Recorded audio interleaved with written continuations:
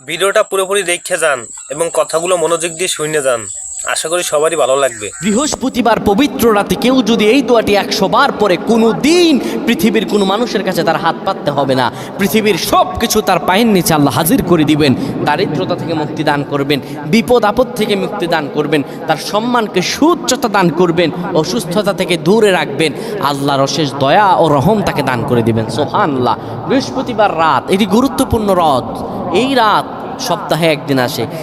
আরবিতে রাত আগে আসে, দিন পরে আসে। সুতরাং বৃহস্পতিবারের যে দিন গিয়ে রাত, এটি বৃহস্পতিবার রাত নয়, এটি শুক্রবারের রাত, এটি জুমাবারের রাত, এটি দোয়া কবুলের রাত, আল্লাহর কাছাকাছি হওয়ার রাত। সুবহানাল্লাহ। এই বৃহস্পতিবার রাত আল্লাহ তাআলা বান্দার দোয়া কবুল করেন।